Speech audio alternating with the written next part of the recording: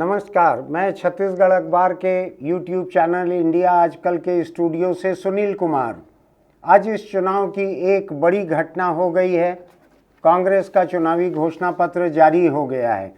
शायद आज शाम को ही चुनाव प्रचार बंद होने वाला है। जो 7 तारीख को 20 सीटों का मतदान होना है, जिसकी चर्चा कल हमने बड़े खुलासे से की थी खत्म, वहाँ पर आज शाम अभी कुछ देर के बाद चुनाव प्रचार बंद हो जाएगा। शायद इसीलिए कांग्रेस ने आखिरी घंटों में ये घोषणा पत्र अपना जारी किया है। कांग्रेस ने एक दूसरी तरकीब और निकाली है कि भाजपा की तरह एक जगह घोषणा पत्र के बजाय उसने प्रदेश के शायद 7 अलग अलग जगहों पर अलग अलग नेताओं ने करीब करीब एक ही वक्त पर इस घोषणा पत्र को जारी किया है। भूपेश बघेल ने राजनांदगांव में संवाददाताओं के सवालों के जवाब में कहा कि हम चाहते थे कि 7 जगहों के पत्रकारों को सवाल पूछने का मौका मिले, इसलिए हमने अलग अलग जारी किया है कि अधिक से अधिक पत्रकार सवाल पूछ सकें। बात अच्छी है, अलग अलग जगह जारी कर रहे हैं। 90 जगह भी जारी कर सकते थे, हर विधायक अपने विधानसभा में भी जारी कर सकते थे, तो छोटे छोटे कस्बे के संवाददाताओं को भी मौका मिला रहता। खैर, मुद्दे की बात पर आते हैं कि कांग्रेस का घोषणा पत्र, जिसके बारे में सबसे बड़ी उम्मीद की जा रही थी, एक उम्मीद तो कांग्रेस ने घोषणा पत्र आने के पहले पूरी कर दी थी, कर्ज माफी की घोषणा। भाजपा का घोषणा पत्र जो था उसने अप्रत्याशित रूप से लोगों को हैरान करने की हद तक धान के दाम 3100 रुपये क्विंटल करने की बात कही, और इसके साथ उन्होंने 21 क्विंटल धान प्रति एकड़ खरीदने की बात कही, जो कि भूपेश बघेल की सरकार ने 20 क्विंटल प्रति एकड़ की खरीदी 1 नवंबर से शुरू कर दी है। तो अमित शाह ने उस घोषणा पत्र को जारी करते हुए इन 2 मुद्दों को उठाया, जिसमें से एक कांग्रेस से तुरंत आगे था 21 क्विंटल का, जो कि कांग्रेस ने 20 क्विंटल शुरू किया है। अमित शाह ने एक दूसरा मुद्दा उठाया कि 3100 रुपये धान का दाम देंगे और एक मुश्त देंगे। एक मुश्त देना बड़ी बात है, इसलिए कि मोदी सरकार ने 4 साल से भूपेश सरकार को चिट्ठियां लिखी थी कि अगर आप केंद्र के समर्थन मूल्य से ज़्यादा पर धान खरीदेंगे तो हम आपका चावल नहीं खरीदेंगे। भूपेश बघेल को रास्ता निकालकर राजीव गांधी किसान न्याय योजना ऐसा कुछ बनाकर 2-3 किस्तों में किसानों को उतना पैसा देना पड़ा जितने दाम की उन्होंने एक वायदा किया था किसानों से, उन्होंने दिया पैसा। तो ये एक बड़ा मामला था 3100 रुपये का। अमित शाह ने कह दिया है, हमने कल ही इस बात को उठाया था, परसों उठाया था इस बात को, लेकिन भूपेश बघेल ने भी आज इस बात को उठाया है कि अब देखना है कि क्या केंद्र सरकार अपनी नीति बदलेगी, क्या वो उसके समर्थन मूल्य से ज़्यादा दे। 2200 रुपये समर्थन मूल्य है केंद्र का, तो 3100 रुपये यानी 900 रुपये भाजपा की सरकार अगर बनी तो वो देगी। तो क्या ये 900 रुपये एक्स्ट्रा देना मोदी सरकार अलाउ करेगी, जिसने भूपेश बघेल को के हाथ बांध कर रख दिए थे कि आप दे नहीं सकते, आप दोगे तो हम आपका चावल नहीं उठाएंगे, ऐसी हालत थी। अब अमित शाह ने घोषणा कर दी है, तो मुझको लगता है कि मोदी अमित शाह की घोषणा को थोड़ी कुछ कर सकते हैं। ये एक अलग बात है कि मोदी की 15 लाख की घोषणा को अमित शाह ने ये कहकर न्यायोचित ठहराने की कोशिश की थी कि वो तो एक जुमला था। खैर, मैं अभी उस पर नहीं जाता, आज के मुद्दे बहुत सारे हैं। भूपेश बघेल की कांग्रेस पार्टी ने 3200 रुपये क्विंटल पे धान खरीदी की घोषणा की है, यानी भाजपा के कल के नहले पर दहला। उन्होंने 3100 रुपये की घोषणा की, भूपेश बघेल ने 3200 रुपये की घोषणा की। फर्क एक छोटा सा है, भाजपा 21 क्विंटल प्रति एकड़ खरीदेगी, कांग्रेस ने जो पहले से किया है 20 क्विंटल उसी पे जारी है।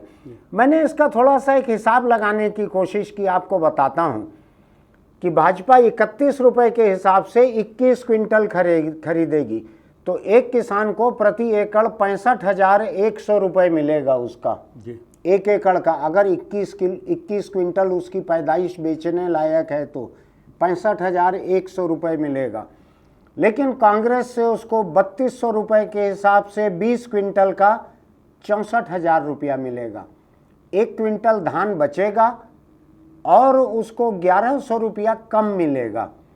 तो जाहिर है कि जो 1 क्विंटल धान उसका बच रहा है उसका दाम 1100 रुपये से तो बहुत ज़्यादा है। तो कुल मिलाकर किसान को कांग्रेस की घोषणा में एक फ़ायदा हमको दिख रहा है आंकड़ों के हिसाब से। मैं प्रचार नहीं कर रहा हूं, लेकिन आंकड़ों के हिसाब से फ़ायदा दिख रहा है। दूसरी एक बात यह है कि कांग्रेस पार्टी ने अपनी घोषणा में जो किसान कर्ज माफ़ी की बात कही है, जिसमें 9,000 करोड़ रुपए के भार आने की बात भूपेश बघेल ने आज पत्रकारों के सवाल में की है। 9,000 करोड़ करीब का बोझ आएगा। भाजपा का घोषणा पत्र कर्ज माफी पर कुछ भी नहीं कहता। तो भूपेश बघेल 9,000 करोड़ रुपया किसानों को ज़्यादा देने जा रहे हैं भाजपा के घोषणा पत्र के मुकाबले, अगर सरकार बनती है तो। दूसरी एक और बात यह है जो लोगों को अभी समझ में आ नहीं रही है, वो ये है कि जो महिलाओं के स्व सहायता समूह हैं गाँवों में, जो कई तरह के छोटे छोटे से रोजगार काम करते हैं, छोटे छोटे कहीं जड़ी बूटी से कुछ करते हैं, कहीं कुछ बनाते हैं, कुटीर उद्योग जैसे, इनके कर्ज माफी की घोषणा भी भूपेश बघेल ने की है। कांग्रेस ने अपने घोषणा पत्र में के पहले ही कर दी है 17 बिंदुओं में। मैंने उनके बारे में उनके सलाहकार भूपेश बघेल के सलाहकार प्रदीप शर्मा से पूछा था। उन्होंने अनौपचारिक चर्चा में मुझको बतलाया था कि करीब 8-9 हजार करोड़ रुपए सरकार के ऊपर बोझ आएगा उसका, महिला स्व सहायता समूहों की कर्ज माफी का। इसका मतलब ये है ये दो कर्ज माफी 8-9 हजार करोड़ रुपए की, यानी 18-20 हजार करोड़ रुपए की ये कर्ज माफी ऐसी है जो कांग्रेस के घोषणा पत्र में है, भाजपा के घोषणा पत्र में नहीं है। ठीक है शशांक, मोटे तौर पे ऐसा ही है। थोड़े बहुत आंकड़े भूल चूक हो सकती है। मैं गणित में फर्स्ट ईयर में फेल हुआ था, आप माफ़ करेंगे, हम सुधार देंगे अगर आप कुछ बताएंगे तो। अब मैं छोटे छोटे कुछ और मुद्दों पे आता हूं कि कांग्रेस और भाजपा के घोषणा पत्र में क्या फ़र्क है। जैसे एक है वनोपज का, वनोपज की खरीदी, तेंदुपत्ता संग्रह, क्या है शशांक ये? वनोपज की खरीदी की समर्थन मूल्य तय है, उस पर 10 रुपये प्रति किलो देने का वादा किया गया है। जो समर्थन मूल्य है उसके ऊपर 10 रुपया किलो। ये किसकी तरफ से? कांग्रेस की तरफ से। हाँ, जैसे महुआ, इमली और अन्य तरह की जो वनोपज होती है वो उस पर है। अच्छा, इसमें से और एक बड़ी चीज़ है वो तेंदुपत्ता। हाँ, तेंदुपत्ता संग्रहण पर प्रति मानक बोरा 4,000 रुपये देने का वादा किया गया था कांग्रेस की तरफ, जो राहुल गांधी ने शायद पब्लिक मीटिंग वगैरह में भी पहले नहीं खरीदी होते रही। अच्छा, उसको बढ़ा के 6,000 रुपया किया गया कांग्रेस ने आज के घोषणा पत्र। और भाजपा 5,500 रुपया। अच्छा, यानी भूपेश बघेल जो हैं ताश के खेल में कई दहले लेके बैठे थे, जहां जहां भाजपा का नहला दिख रहा था उसके ऊपर एक एक रखते जा रहे थे। बिल्कुल। यानी आप दिलचस्प चीज देखिए, ताश की एक गड्डी में 4 दहले होते हैं। मुझको लगता है भूपेश बघेल कई गड्डियों से दहले निकाल के बैठे थे आज, और वो एक एक रखते जा रहे थे भाजपा के नहले के ऊपर। ऐसा ही दिख रहा है आपको? बिल्कुल। 3100 धान के रेट पे उन्होंने 3200 कर दिया। ठीक है, और उन्होंने ये वनोपज के ऊपर रेट बढ़ा दिया। बीजेपी ने 500 किया था, कांग्रेस ने उसको 6,000 कर दिया। ऐसे ही मैं देख रहा हूँ कुछ दुर्घटना बीमा जो है, दुर्घटना में इलाज वगैरह का बीमा, उसके लिए भी शायद कांग्रेस ने एक बड़ी रकम कर दी है, 20 लाख तक का दुर्घटना इलाज हो सकेगा, ऐसा कुछ किया है। जी बिल्कुल, ऐसे ही किया है, लिमिट नहीं है, जितना है वो ऐसा मुक्त करेंगे। यानी प्रदेश में किसी की दुर्घटना हो जाए तो उसको फिक्र करने की जरूरत नहीं है। ऐसा ही है। लेकिन मैं आपको फिर कह रहा हूँ, बीच में कह रहा हूँ, आज दोपहिया चलाते हैं तो हेलमेट लगा कर रखिए, चौपहिए पर चलते हैं तो सीट बेल्ट लगा कर रखिए। भूपेश बघेल की सरकार अगर आती है तो इलाज का खर्च उठा सकेगी, लेकिन हर टूटा हुआ हाथ, पैर, सिर, आंख, कान पूरी तरह से सुधर नहीं पाता है। तो अपना ध्यान खुद रखिए। भूपेश है तो भरोसा है, ऐसा करके बिना हेलमेट मोटरसाइकिल मत चलाइए। भूपेश आपको इलाज का खर्च भर दे सकता है, भूपेश आपको आपका सिर ला के नहीं दे सकता। ऐसे ही है? बिल्कुल। अच्छा, और क्या फ़र्क है शशांक दोनों में? दोनों में ये बहुत बड़ा फ़र्क ये है कि इन्होंने 2 बोनस देने का वादा किया, बकाया भाजपा ने। जो भाजपा के कार्यकाल का बोनस था वो उन्होंने बोनस देने का वादा किया है भाजपा ने। अब कांग्रेस उन्होंने शायद घोषणा पत्र में लिखा नहीं है, लेकिन ऐसा कुछ कहा है। उन्होंने केंद्र को पत्र लिख चुके हैं पहले, सीएम ने, कि आप अनुमति दे तो हम बकाया बोनस भी देने के लिए तैयार हैं। नहीं, जो रमन सिंह सरकार ने नहीं दिया था वो भूपेश देने को तैयार है, ऐसा इन्होंने पत्र लिख चुके हैं, प्रधानमंत्री को मोदी को लिखा था जी। उसका कोई जवाब नहीं आया, लेकिन मुझको ध्यान पड़ रहा है भाजपा ने अपने घोषणा पत्र में कुछ कहा है कि अटल बिहारी के जन्मदिन 25 दिसंबर को। आप देखिए कैसी अजीब बात है, अटल बिहारी वाजपेयी जो कि भाजपा के इतिहास के एक सबसे बड़े नेता रहे, अपने जीवन काल में सबसे बड़े थे वो, उनका और ईसा मसीह का जन्मदिन एक ही दिन पड़ता है 25 दिसंबर। हाँ, आगे शशांक। तो 25 दिसंबर को देने की घोषणा की है। सुशासन दिवस मनाते हैं उनको। ये भाजपा ने अपने घोषणा पत्र में की है कि जो बकाया हम नहीं दे पाए थे जी पिछले कार्यकाल का, उसका हम अगले कार्यकाल में देंगे जी। तो उसका ब्याज भी देंगे क्या? कुछ बोले हैं क्या वो लोग? उस तरह की कोई बात नहीं हुई है। बिल्कुल। अच्छा, दूसरी चीज ये है कि और भूपेश बघेल ने भी इजाजत मांगी है प्रधानमंत्री से कि हम उसको दें। घोषणा पत्र में उसका जिक्र नहीं है, लेकिन अलग से चिट्ठी है। यानी किसान को ऐसा भी हो सकता है कि दोनों पार्टी की दोनों की सरकार कैसे बन सकती, नहीं तो दुगना दो बोनस मिल जाता। बिल्कुल। अच्छा, बड़ी चीज ये है कि पुरानी योजनाओं को जारी रखने का फैसला लिया है। जैसे बेरोजगारी भत्ता 18 लाख कुछ लोग जो इस घोषणा पत्र में जोड़ा नहीं है, लेकिन सीएम ने प्रेस कॉन्फ्रेंस में कहा है कि जितना रीपा है, जो ग्रामीण औद्योगिक पार्क हैं और जितनी घोषणाएं हैं जिनका जिक्र नहीं है वो सब जारी रहेगी जी।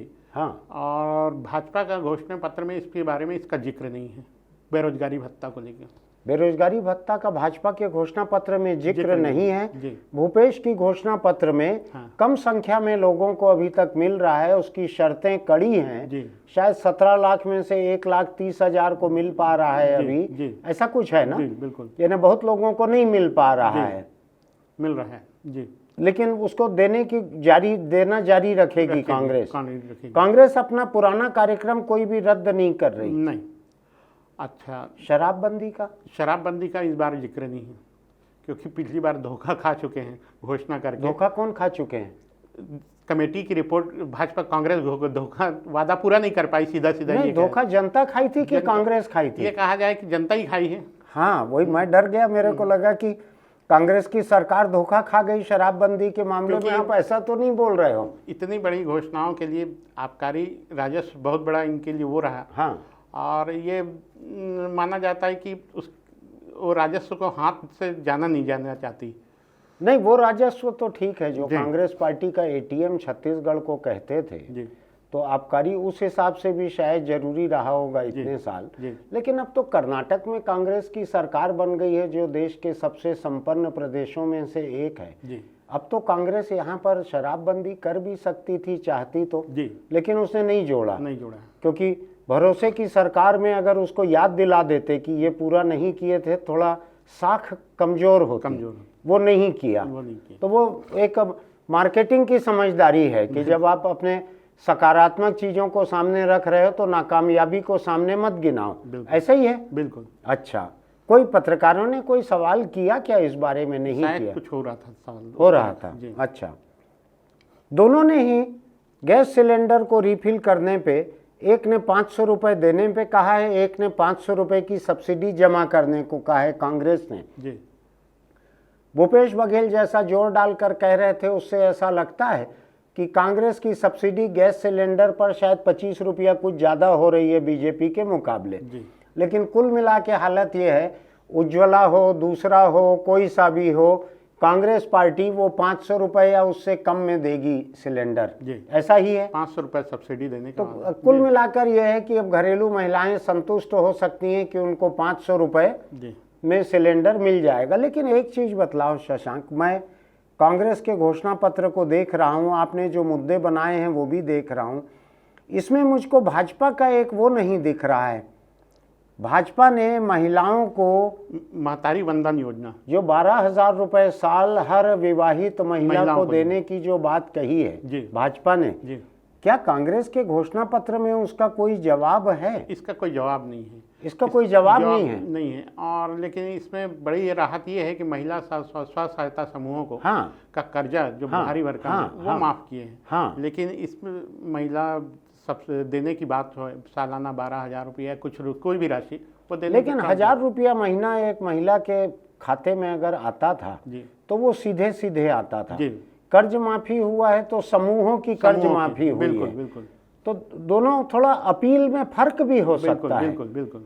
मेरे खाते में, महिला के खाते में 1,000 रुपया महीना आएगा हर 1 तारीख को, ये मेरे लिए थोड़ा ज़्यादा अपील की बात भी हो सकती है।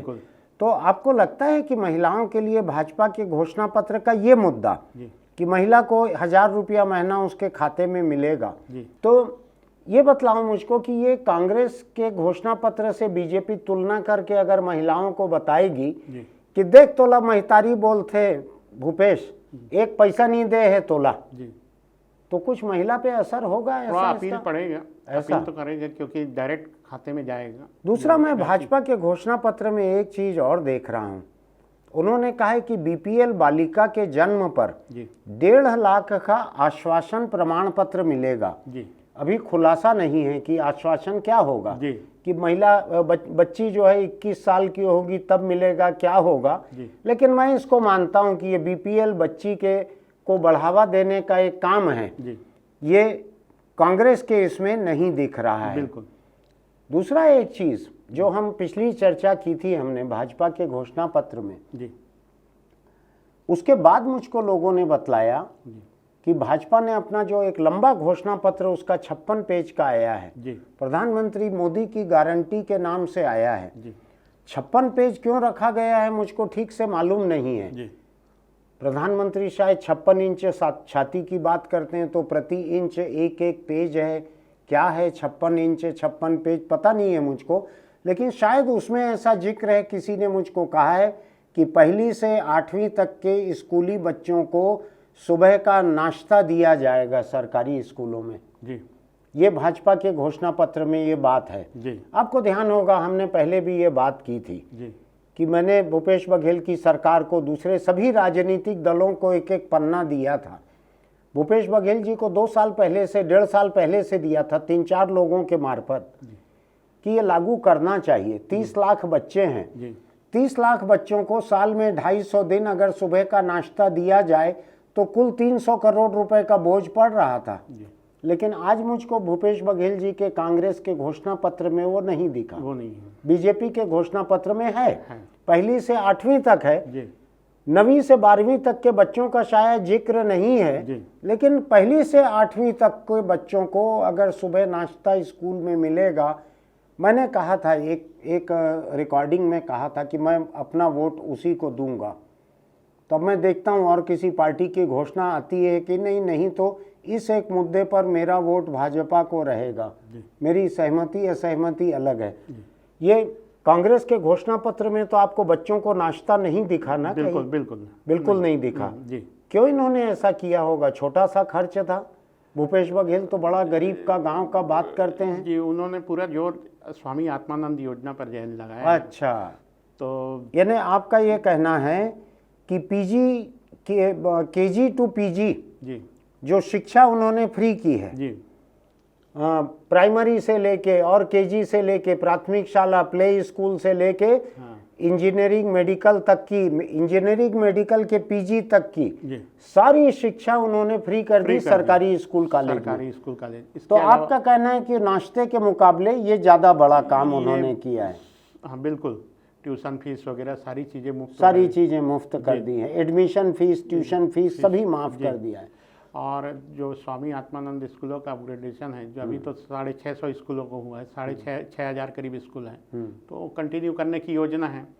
फिर भी मैं उम्मीद करता हूं कि अभी 17 तारीख तक कुछ घोषणाएं और कर सकते हैं भूपेश बघेल। अगर वो सुबह के नाश्ते की घोषणा कर दें स्कूलों में, तो मैं वोट किसको दूंगा इसके बारे में एक बार फिर से सोच सकता हूँ। क्यों शशांक?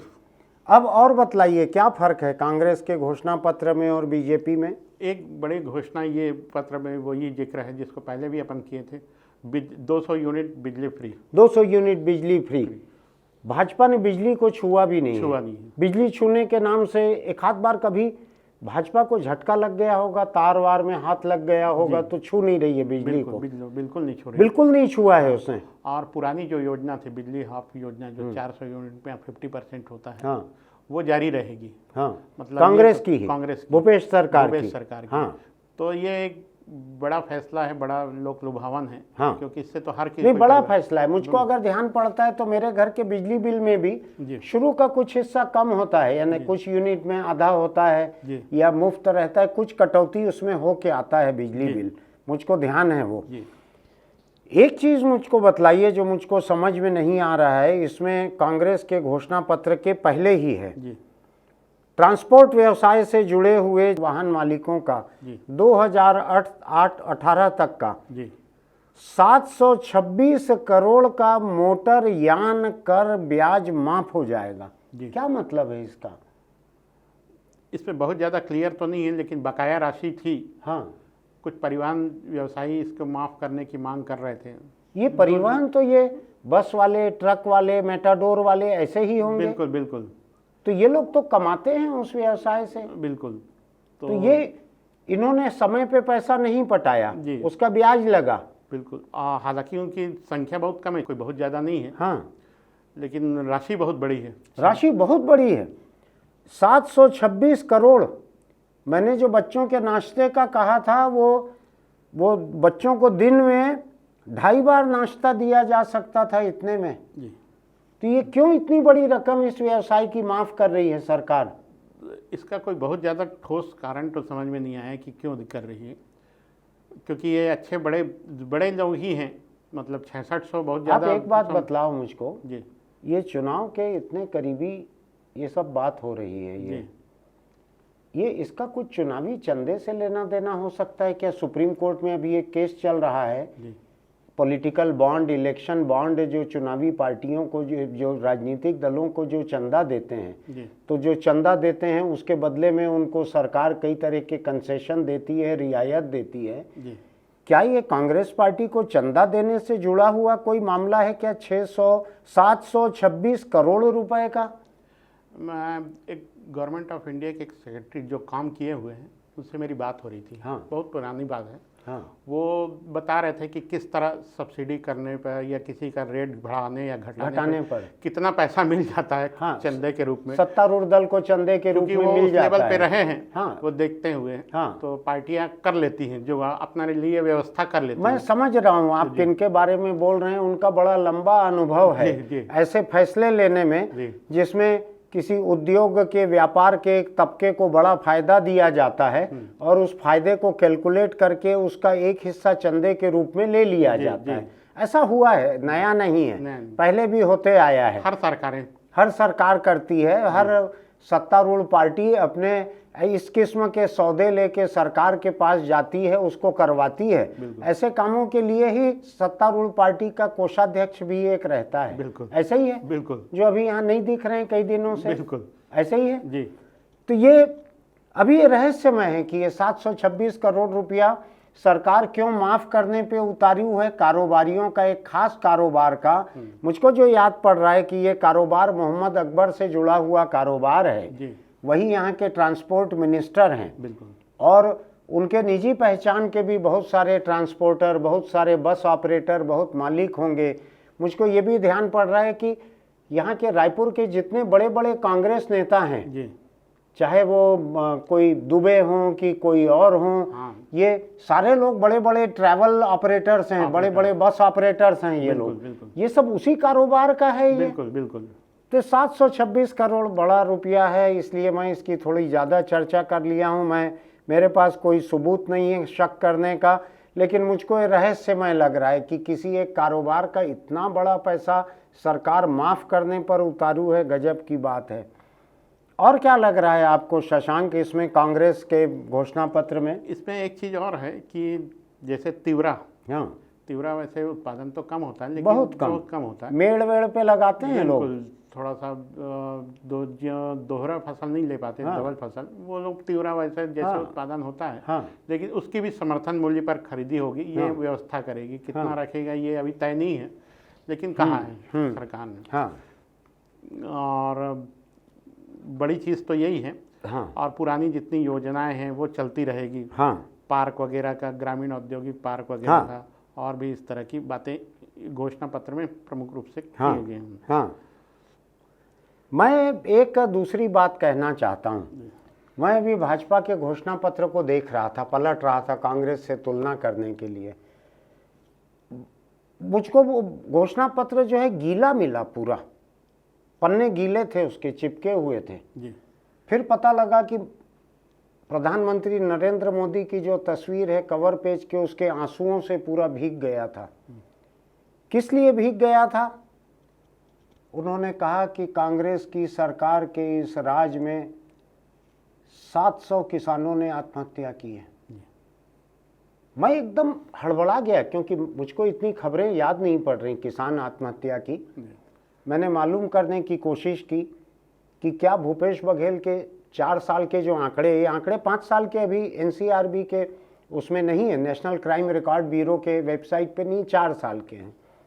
क्या 4 साल में 700 लोगों ने आत्महत्या कर ली? मैंने एक साथी से पूछा, उसने कहा हाँ की है, वो नेशनल क्राइम रिकॉर्ड ब्यूरो के आंकड़े में। तो मुझको लगा 4 साल में 700 किसानों ने आत्महत्या कर ली है। ये कैसा किसान का बेटा है भूपेश बघेल, जिसके राज में ये हो रहा है, जो किसानों के लिए बात कर रहा है। और मैं कई टीवी चैनलों के कई कार्यक्रम में मैं लगातार तारीफ कर रहा हूँ कि भूपेश बघेल ने किसान के मुद्दे को देश की चर्चा के बीच में ला दिया है, ऐसा कर रहा हूँ।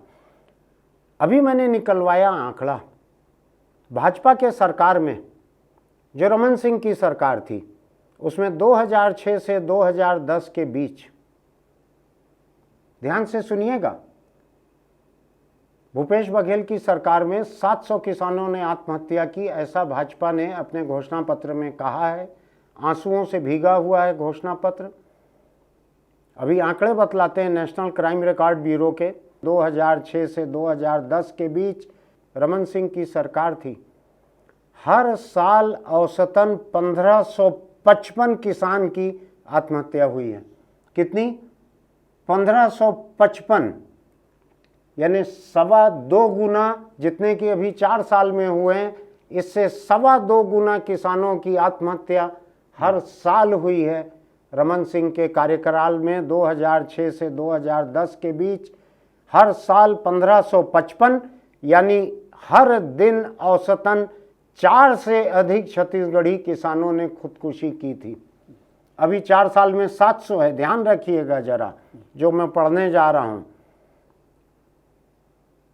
इसके बाद नेशनल क्राइम रिकॉर्ड ब्यूरो ने आत्महत्याओं को दर्ज करना बंद कर दिया, क्योंकि देश भर में हल्ला होने लगा। उसने किसान की आत्महत्या में से किसान हटा दिया, केवल आत्महत्या, प्रेमी जोड़े की आत्महत्या, किसान की आत्महत्या, गृहिणी की आत्महत्या, सबके आंकड़े एक साथ कर दिए। और हालत ये हो गई 2012-13 में ये आंकड़े जो है 0 पे चले गए, एक भी किसान ने आत्महत्या नहीं की। जैसे 2006 से 2010 के बीच में एक फैशन चला है, मान लीजिए बहुत फैशन में आ गया था किसान के लिए आत्महत्या करना, और 1555 हर साल कर रहे थे। सरकार ने आंकड़े ही दर्ज करना बंद कर दिया था। जीरो, कोई 0 किसान आत्महत्या दर्ज हुई देश के आंकड़ों में। अब पिछले 4 साल के आंकड़े 700 आत्महत्या 4 साल में बतला रहे हैं। आप याद रखिएगा, 1555 आत्महत्या हर साल 2006 से 2010 के बीच रमन सिंह के कार्यकाल में हुई थी। मैं रमन सिंह की आलोचना नहीं कर रहा हूं, न भूपेश की तारीफ कर रहा हूं। मैं किसान आत्महत्या के मुद्दे पे ये कहना चाहता हूं कि जो पार्टी दूसरों पर उंगली उठा रही है उसको अपने कार्यकाल के आंकड़े भी देख लेना चाहिए।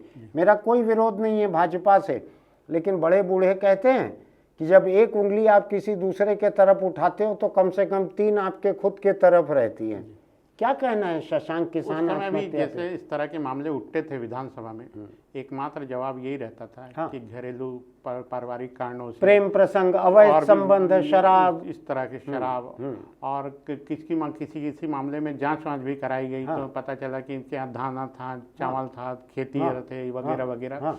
तो कुल मिला के कभी वो बात नहीं आई कि कर्ज के कारण किसी भी रिपोर्ट में भाई मुझको तो पिछले 4 साल में शशांक 700 किसानों की आत्महत्या याद नहीं पड़ती कि किसान के रूप में आत्महत्या हुई हो। किसी ने अवैध संबंध के कारण आत्महत्या कर ली, रमन सिंह के समय भी की होगी, अभी भी की होगी। अवैध संबंध अनंत काल से चले आ रहे हैं। आपको बतला दूं, जब गुफा में रहते थे लोग उस समय से भी अवैध संबंध चलते हैं लोगों के। तो उसके कारण अगर किसी ने आत्महत्या की, उस समय भी हो सकता है की हो, आज भी की हो। लेकिन कुल मिला के जो आंकड़े हैं, जब आप दूसरों के आंकड़े गिना रहे हैं, तो मेरे जैसा थोड़ा सा मामूली मंदबुद्धि व्यक्ति पुराने आंकड़े निकाल के भी उसकी तुलना कर सकता है। बस इतना ही मैं कहना चाहता हूं भाजपा के घोषणा पत्र के ऊपर।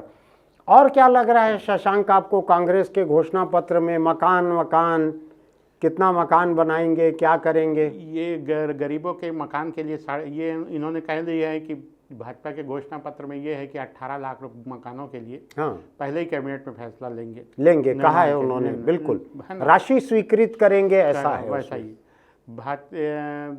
आज कांग्रेस के घोषणा पत्र में 17.5 लाख आवास निर्माण की बात कही है, जिसके लिए पहली किस्त जारी हो गई है, जिसमें से 7 लाख के लिए 7.5 लाख के लिए पहली किस्त जारी हो गई। ये उन्होंने कहा है। तो ये एक बड़ी बात है। लेकिन भाजपा जो करने जा रही है, मुझको लगता है भूपेश बघेल की साख यहाँ पे थोड़ा सा डामाडोल है जी। क्योंकि जो प्रधानमंत्री आवास का पैसा वहां से आके यहाँ पड़ा हुआ था, उसमें स्टेट जो है अपना हिस्सा समय पे जमा नहीं कर पाया या नहीं किया उसने, और वो मकान समय पे नहीं बन पाए। ये मेरे ख्याल से पंचायत मंत्री सिंहदेव ने भी इस मामले को बार बार उठाया था। वही है मामला, कुछ उसी तरह के मकान है जी, वही मकान है। वैसे ही गरीब लोगों के लिए हैं, उन्हीं के लिए है। तो लाखों को मकान मिलना लेट भी हुआ है। लेकिन अब इन्होंने 17 लाख का वायदा किया है, 17.5 लाख, और उनमें से 7.5 लाख के लिए पहली किस्त जारी भी कर दी है। तो ये थोड़ा सबक मिला है लगता है, जो लेट होने से जो बदनामी हुई है। एक इन्होंने जातिगत जनगणना की बात कही है शायद कांग्रेस के घोषणा पत्र में। इसका आर्थिक लेना देना नहीं है, राजनीतिक लेना देना हो सकता है कि छत्तीसगढ़ में ओबीसी, जो कि एक सबसे बड़ा समुदाय है, आदिवासियों से भी बड़ा है। भूपेश बघेल कहते हैं कि 43.5% हैं ओबीसी, मुझको नहीं मालूम कितने हैं। उनकी जातिगत जनगणना होगी, राजनीतिक लाभ मिलेगा, साथ ही सामाजिक आर्थिक आकलन कर योजना बनाई जाएगी। ये बात सभी जगह होती, बिहार से शुरू हुई है, पूरे देश में चल रही है कि आर्थिक योजनाएं, सामाजिक योजनाएं, जिस जाति का जितना बड़ा हिस्सा उतना उसकी भागीदारी होना चाहिए, ऐसा चल रहा है। तो ठीक है, वो उन्होंने किया है, उसमें कुछ नया नहीं है। इनके नेता कई बार घोषणा कर चुके हैं इसकी। हमने कई चीज़ों का कर लिया।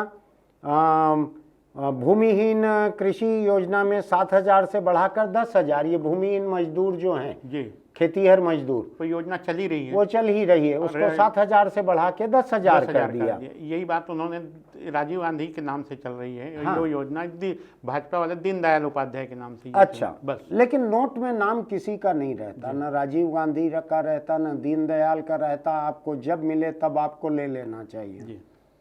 नोट जो है ब्रांड फ्री है, केवल गांधी का रहता है या किसी का नहीं रहता है उसमें। और कोई चीज है शशांक इसमें चर्चा के लायक? लगभग एक बात कम से कम वो यही है कि उद्योग लगाने के लिए जो 50% सब्सिडी देने की बात कही, ये नौजवानों के लिए, बड़े उद्योग के लिए नहीं, नौजवानों के लिए। तो वो 50% सब्सिडी दोनों के इसमें किसी न किसी शक्ल में है, दोनों की मोटे तौर पे। तो वो बराबर हो गया, दोनों का एक बराबर हो गया वो। और दोनों जो हैं स्कूल कॉलेज आने जाने वाले बच्चों को बस वस में रियायत या बस का पास, ऐसा कुछ है जी। कांग्रेस के घोषणा पत्र में मुझको एक चीज़ की बड़ी कमी लग रही है, पता नहीं किस तरह से कांग्रेस जीत पाएगी ये चुनाव ऐसे घोषणा पत्र के साथ में। भाजपा ने कहा है कि वो रामलला के दर्शन के लिए लोगों को ले जाएगी। कांग्रेस इस बारे में कुछ भी नहीं बोल रही है।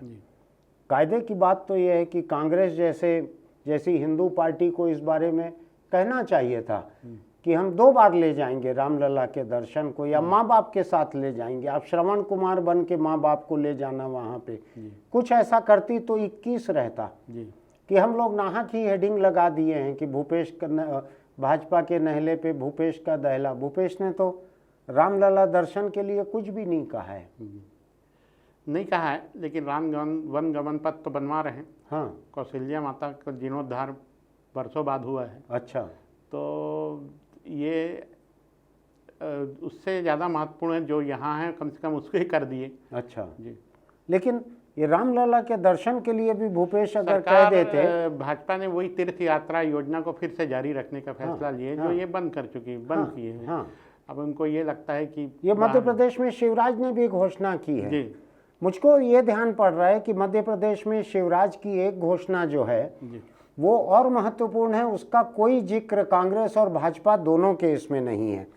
वो उन्होंने कहा है कि मजदूरों के लिए 10 रुपए में खाना पेट भर खाना खिलाने वाली बस, उस बस में खाना बनते रहेगा, कर्मचारी रहेंगे, थालियां रहेगी, जहां मजदूर रहेंगे वहां बस जाके रुकेगी, उनको 10 रुपए में पेट भर खाना खिलाएगी, आगे बढ़ेगी। ऐसी कोई योजना यहाँ पे नहीं है। यहाँ भी बीच में टिफिन वाली योजना चल रही थी शुरुआत में, लेकिन वो निर्माण श्रमिकों के लिए फिर वो आगे बढ़ नहीं पाई। फिर लेकिन मुझको ऐसा क्यों ध्यान पड़ रहा है कि रमन सिंह के समय में दाल भात योजना चालू हुई चलती थी। 5 रुपए में भरपेट खाने के लिए जगह जगह सेंटर भी खोले गए थे।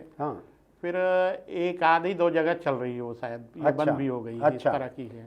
राजनांदगांव में कांग्रेस का घोषणा पत्र पेश करते हुए मुख्यमंत्री भूपेश बघेल ने कहा कि जिस तरह राजनांदगांव में कंडों से अंतिम संस्कार करने की एक परंपरा है, उस तरह पूरे प्रदेश के तमाम श्मशानों में अंतिम संस्कार के लिए जो भी लकड़ी लगेगी, जो भी कंडा लगेगा, उसका इंतजाम सरकार करेगी। कई लोगों को हंसी भी आ सकती है, कई संपन्न लोगों के चेहरे बिगड़ सकते हैं कि मुफ्त में खिलाएगी सरकार, मुफ्त में बैंक में पैसा डालेगी, मुफ्त में यूनिफॉर्म देगी, मुफ्त में दोपहर का खाना देगी, मुफ्त में बस में घुमाएगी और मुफ्त में अब दाह संस्कार का भी इंतजाम करेगी। लेकिन उनको याद रखना चाहिए, बहुत से गरीब ऐसे रहते हैं जो श्मशान में जिनको देखा जा सकता है, लकड़ी खरीदने के लिए पैसों की कमी पड़ती है, कर्ज लेने जाते हैं घर के कोई लोग, आसानी से लकड़ी के लिए पैसे का इंतजाम भी बहुत से लोगों का नहीं हो पाता है। मैंने खुद ने देखा हुआ है, मैं किसी इतने गरीब के अंतिम संस्कार में नहीं गया हूँ, उनके साथ मेरा उठना बैठना नहीं हो पाता है, लेकिन श्मशान एक ऐसी जगह है कि जहाँ अरबपति और बीपीएल जो गरीब है, जिसके पास कुछ नहीं है खाने को, इनका अंतिम संस्कार भी अगल बगल होता है। हो सकता है आज जहाँ करोड़पति का अंतिम संस्कार हो रहा हो, उसके नीचे से एक दिन पहले किसी गरीब बेरोजगार की अस्थियां बीन के लेके गए हों लोग। वहाँ जाके पता चलता है कि बहुत से गरीबों के पास लकड़ी का पैसा भी नहीं रहता है। अगर आपने प्रेमचंद की एक कहानी कफन अगर नहीं पढ़ी होगी तो उसको पढ़िएगा कि गरीब जो हैं उनको एक कफन के लिए भी पैसों की किस तरह की कमी पड़ सकती है। पढ़ के देखिएगा, दर्दनाक कहानी है। तो भूपेश बघेल ने जो बात कही है, गरीब आज चैन से प्रदेश में मर सकते हैं कि उनके लिए लकड़ी का इंतजाम करते हुए उनके घर वालों को दिक्कत नहीं होगी। मैं अब आखिरी में एक बात आपसे कहना चाहता हूं कि जिनको कोई फ्रीबीज कहते हैं, कोई रेवड़ी कहते हैं, कोई जन कल्याणकारी योजना कहते हैं, कोई लोगों को गुदगुदाने की, खुश करने की, वोटर के तलुए सहलाने की योजना कहते हैं, अलग अलग कई तरह के शब्द हैं इसके। ऐसी योजनाओं के बारे में क्या इनका असर स्थायी रहता है, ये कब तक असर कायम रहता है ऐसी योजनाओं का, इसके ऊपर डाउन टू अर्थ के मैनेजिंग एडिटर हैं रिचर्ड महापात्र। उन्होंने कल ही फेसबुक पर एक लेख पोस्ट किया है जो उनसे लेकर, उनके पेज से लेकर हमने अपने अखबार में छापा है। उन्होंने दुनिया के कई देशों के ऐसे मॉडल की स्टडी की है जहां लोगों की वेलफेयर स्कीम बढ़ा कर, लोगों की जन कल्याणकारी, लोगों को सीधे फायदा पहुंचाने वाली योजनाओं को बढ़ाते जाते हैं राजनीतिक दल और सरकारें। वो चुनाव में कब तक काम आती हैं। तो उनका एक बड़ा दिलचस्प निष्कर्ष है, रिचर्ड का नहीं है, दुनिया के अर्थशास्त्रियों का निष्कर्ष है ये, कि आपकी जितनी योजनाएं रहती है इनका तभी तक बेनिफिट रहता है जब तक कि आपके विरोधी दल, विपक्षी दल सिमिलर योजना न ले आए। जब सिमिलर योजना ले आते हैं तो लोग मान लेते हैं ये दोनों बराबर है, उसको भूल जाते हैं। फिर उसके बाद किसी दूसरे मुद्दे पर वो अपना फैसला लेते हैं वोटर। यानी 64,000 मिलेगा कि 65,100 मिलेगा किसान को, इसको शायद भूल जाएंगे। तो धान का रेट और क्वांटिटी इसको शायद भूल जाएंगे। कर्ज माफी को शायद याद रखेंगी कि वो एक्स्ट्रा है, भाजपा के इसमें नहीं है। एक बड़ी दिलचस्प बात बतलाता हूं मैं आपको। ब्राज़ील में लूला नाम के एक प्रेसिडेंट वहां पे हुए। उन्होंने 2003 और 2010 ये 2 चुनाव वहां पे उन्होंने जीते। उन्होंने देश की पूरी आबादी को सालाना $100 जितना पैसा ये राहत के रूप में दिया। जीरो हंगर कार्यक्रम, भूख विहीन, भूख मुक्त ब्राज़ील, ऐसा उन्होंने कार्यक्रम चलाया। दिलचस्प बात यह है कि जो पहला चुनाव था उसमें उनको $100 प्रति व्यक्ति खर्च करने पर 15% पॉइंट की बढ़ोतरी हुई थी उनके वोटों में। मान लीजिए 15 वोटों की बढ़ोतरी हुई थी। लेकिन उतना ही खर्च उन्होंने जब 2010 में किया दूसरे चुनाव में, तो उनको कुल 6.5 वोट की बढ़ोतरी मिली। यानी ऐसी योजनाओं का बेनिफिट, राजनीतिक और चुनावी बेनिफिट, फायदा घटते भी जाता है। रमन सिंह ने भी बहुत चावल दिया था, चाउर वाले बाबा बन गए थे, जनता ने मान लिया था कि ये हमारा हक है। भूपेश बघेल ने पिछली बार भी बिजली की रियायत दी थी, इस बार भी दी है, लोग मान लेंगे उनका हक है। अब हर भूपेश से हर 5 साल में जनता उम्मीद करेगी कि कर्ज माफी उसका हक है।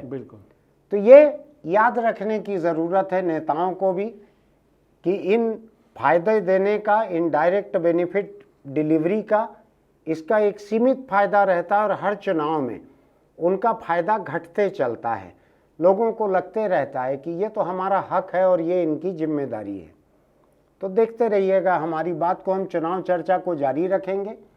हम किसी कोने से नहीं कह रहे कि हम दोनों पार्टियों के घोषणा पत्र की पूरी तुलना कर रहे हैं। जो हमको मुख्य मुद्दे समझ में आए उस पर हमने चर्चा की है। आप खुद भी स्टडी कीजिएगा, दोनों के घोषणा पत्र को तुलना कीजिएगा। आपको लगेगा कोई बड़ा मुद्दा हमने छोड़ा है, आप टिप्पणी में लिखिएगा, हम भी उसको पढ़ेंगे। फिलहाल अगर आपको हमारे वीडियो अच्छे लगते हैं तो इसको सब्सक्राइब कीजिए, नोटिफिकेशन की बटन दबाइए, इसको लाइक कीजिए, नीचे अपनी टिप्पणी लिखिए, अपने दोस्तों को इसका लिंक भेजिए। और याद रखिएगा, भूपेश बघेल ने दुर्घटना के इलाज के लिए जो प्रावधान रखा है, कितना भी खर्च हो, उसमें सिर के रिप्लेसमेंट का नहीं है। रिप्लेसमेंट नहीं हो सकता। सिर की जगह दूसरा सिर लगना ये केवल एक को हासिल थी, एक देवता को। ध्यान है ना आपको, अपना सिर बचा के रखिए। फिर मिलते हैं।